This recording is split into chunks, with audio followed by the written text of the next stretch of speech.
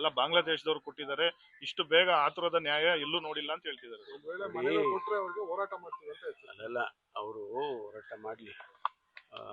ಬಾಂಗ್ಲಾದೇಶದವ್ರು ಇದ್ದಾರೆ ಅಂತ ಹೇಳೋದು ಸುಮ್ಮನೆ ಆ ರೀತಿ ಒಂದು ಪಾಸಿಂಗ್ ಕಾಮೆಂಟ್ ಮಾಡೋದು ಸೂಕ್ತ ಅಲ್ಲ. ಈಗ ನಾವು ವೆರಿಫೈ ಮಾಡಲ್ವಾ? ಈಗ ಒಂದು ವೇಳೆ ಅವ್ರಿಗೆ ಪರಿಹಾರ ಕೊಡುವಾಗ ಅಥವಾ ಮನೆಗಳನ್ನೇ ಕೊಡುವಾಗ ಅವು ವೆರಿಫೈ ಮಾಡೇ ಅಲ್ವಾ ಮಾಡ್ತಾರೆ. ಬಾಂಗ್ಲಾದೇಶದವ್ರು ಇದ್ರೆ ಬಾಂಗ್ಲಾದೇಶದವ್ರಿಗೆ ಕೊಡ್ತಾರೆ. ಅವ್ರನ್ನ ಇಮಿಡಿಯೇಟ್ ಆಗಿ ಅರೆಸ್ಟ್ ಮಾಡ್ತೀವಿ, ತೊಗೊಂಡೋಗಿ ಬಾರ್ಡರ್ನಲ್ಲೇ ಬಿಡ್ತೀವಿ, ಅವ್ರ ಎಂಬೆಸಿಗೆ ಹೇಳ್ತೀವಿ, ಕಳಿಸ್ಕೊಡ್ತೀವಿ, ವಾಪಸ್ ಡಿಪೋರ್ಟ್ ಮಾಡ್ತೀವಿ.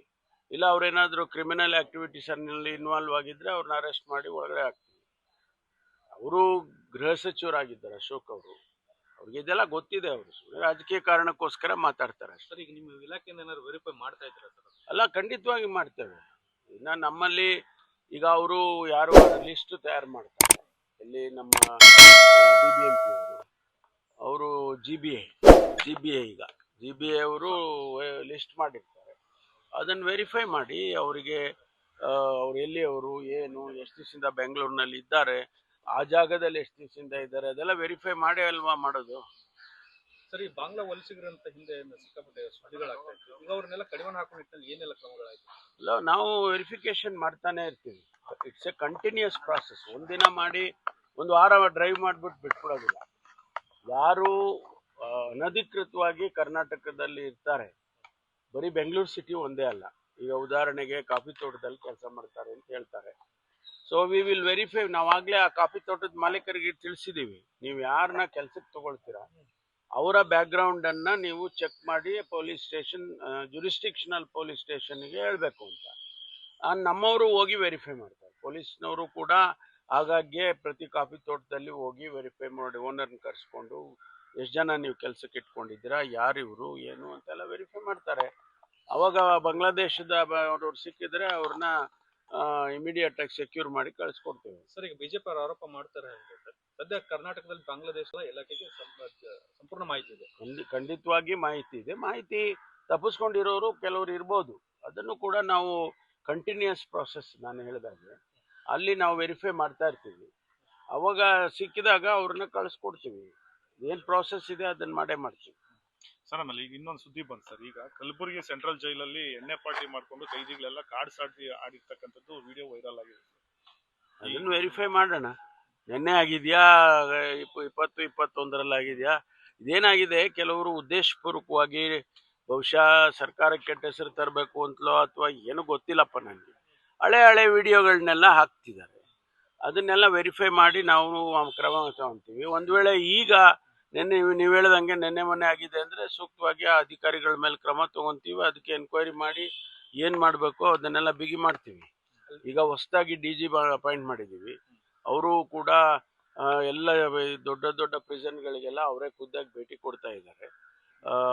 ಅದು ಈಗಾಗಲೇ ಸ್ವಲ್ಪ ಒಂದು ಹತೋಟಿಗೆ ಬಂದಿದೆ ಅಂತ ಅಂದ್ಕೊಳ್ತೀನಿ. ಇದೇನಾದರೂ ನೀವು ಹೇಳಿದ್ದು ನೆನ್ನೆ ಮೊನ್ನೆ ಆಗಿದ್ರೆ ಇಮಿಡಿಯೇಟ್ ಆಗಿ ಅದ್ರ ಮೇಲೆ ಆಕ್ಟ್ ಮಾಡ್ತೀವಿ. ನ್ಯಾಯವಾದಿಯೊಬ್ರು government PP public prosecutor Lokayukta trap ಆಗಿದ್ದಾರೆ ಸರ್. 25,000 ಲಂಚ ಇಸ್ಕೊಂಬೇಕಾರೆ. ಅಲ್ಲ, ಅದಕ್ಕೆ ಕಾನೂನು ಪ್ರಕಾರ ಏನು ಕ್ರಮ ತಗೋಬೇಕು ಲೋಕಾಯುಕ್ತದವರು ತಗೊಳ್ತಾರೆ. ನಮ್ಮ ಇಲಾಖೆಯನ್ನು ಕೂಡ ಕ್ರಮ ತಗೊಳ್ಳುತ್ತೆ. ನ್ಯಾಯವಾದಿಗಳೇ ಈ ರೀತಿ ಆದ್ರೆ ಹೇಗೆ ಸರ್? ಏನು ಮೆಸೇಜ್ ಪಾಸ್ ಆಗಲ್ಲ? ಅಲ್ಲಲ್ಲ, ಅದು ಯಾರನ್ನು ಇದು ಹೊರತುಪಡಿಸಿ ಹೇಳಕ್ಕಾಗೋದೇ ಇಲ್ಲ. ಎಲ್ಲ ರಂಗದಲ್ಲಿಯೂ ಕೂಡ ಈ ರೀತಿ ಒಬ್ರು ಅಲ್ಲೊಬ್ರು ಇಲ್ಲೊಬ್ರು ಇರ್ತಾರೆ.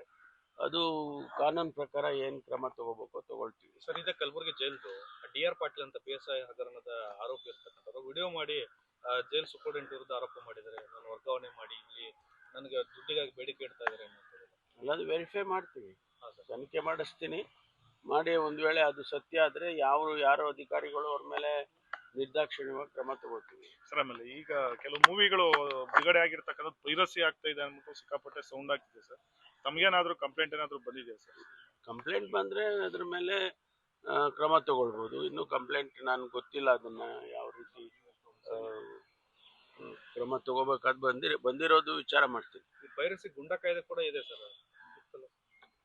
ಇಲ್ಲ, ಅದು ಬೇರೆ ಕಾನೂನಿನ ಅಡಿಯಲ್ಲಿ ಈಗ ನಮಗೆಲ್ಲ ಈ BNSS ಹೊಸ ಕಾನೂನು ಬಂದಿರೋದ್ರಿಂದ ಅದನ್ನು ನಾವು ವೆರಿಫೈ ಮಾಡಿ ಅದಕ್ಕೆ ಸೂಕ್ತವಾದ ಕ್ರಮ ತಗೊಳ್ಳೋದಕ್ಕೆ ಮಾಡ್ಬೋದು. ಅದನ್ನ ಯಾರಾದರೂ ಕಂಪ್ಲೇಂಟ್ ಕೊಡಬೇಕಲ್ಲ. ಹೊಸ ವರ್ಷದಲ್ಲಿ ಏನಾದ್ರು ಬದಲಾವಣೆಗಳು ಸರ್? ಇಲ್ಲ, ಇನ್ನೂ ಹೆಚ್ಚು ಪರಿಣಾಮಕಾರಿಯಾಗಿ ಜನರ ಕೆಲಸ ಮಾಡಬೇಕು. ನಾವು ಕೊಟ್ಟಂಥ ಭರವಸೆಗಳನ್ನೆಲ್ಲ ಈಡೇರಿಸಬೇಕು. ರಾಜ್ಯದ ಆರ್ಥಿಕ ಸ್ಥಿತಿ ಇನ್ನೂ ಹೆಚ್ಚಿನ ಮಟ್ಟಕ್ಕೆ ತೆಗೆದುಕೊಂಡು ಏನೀಗ ಭಾರತ ಈಗ 4ನೇ ಸ್ಥಾನಕ್ಕೆ ಬಂದ್ಬಿಡ್ತು. 5ನೇ ಸ್ಥಾನದಲ್ಲಿ ಇದ್ದಿದ್ದು ಜಪಾನ್ನ ಹಿಂದಕ್ಕಿಟ್ಟು 4ನೇ ಸ್ಥಾನಕ್ಕೆ ಬಂದಿದೆ. ಸುಮಾರು 380 ಲಕ್ಷ ಕೋಟಿನೋ ಏನೋ ಹೇಳಿದ್ದಾರೆ. ಅದೇ ರೀತಿ ನಾವು ಕೂಡ ಸ್ವಲ್ಪ ನಮ್ಮ ಬಾರ್ ರೈಸ್ ಆಗಬೇಕಲ್ಲ, ಅದಕ್ಕೆ ಕೆಲಸ ಮಾಡಬೇಕು. ಮತ್ತು ಮುಖ್ಯವಾಗಿ ಒಂದು ಆಡಳಿತ ಗವರ್ನೆನ್ಸ್ ಅಂತ ಹೇಳಿ ಏನಿದೆ ಅದನ್ನು ನಾವು ಜನಗಳಿಗೇನು ಹೇಳಿದ್ದು ಆ ಗವರ್ನೆನ್ಸನ್ನು ಮಾಡಿ ಕೊಡಬೇಕು. ಸಚಿವ ಸಂಪುಟ ಪುನರ್ರಚನೆ ನಿಲುಗಡೆಗೆ ಬಿಟ್ಬಿಡ್ತಲ್ಲ, 2.5 ವರ್ಷ ಆಗ್ತೈತೆ ಅನ್ನೋಂಥ ಚರ್ಚೆಗಳಿತ್ತು. ಮುಖ್ಯಮಂತ್ರಿಗಳು ಮತ್ತು ಹೈಕಮಾಂಡು ಅವರ ಪ್ರಿರಾಗೇಟಿವ್ ಬಿಟ್ಟಿರೋದು, ನಮ್ಗೆ ಯಾರಿಗೂ ಅದು ಗೊತ್ತಾಗೋದಿಲ್ಲ. ಲೇಟೆಸ್ಟ್ ಹಾಗೂ ಇಂಟ್ರೆಸ್ಟಿಂಗ್ ಸುದ್ದಿಗಳಿಗಾಗಿ ಬಾಸ್ ಟಿವಿ ಕನ್ನಡ ಚಾನೆಲ್ನ ಸಬ್ಸ್ಕ್ರೈಬ್ ಮಾಡಿ. ಹಾಗೆಯೇ ಬೆಲ್ ಐಕಾನ್ ಪ್ರೆಸ್ ಮಾಡಿ.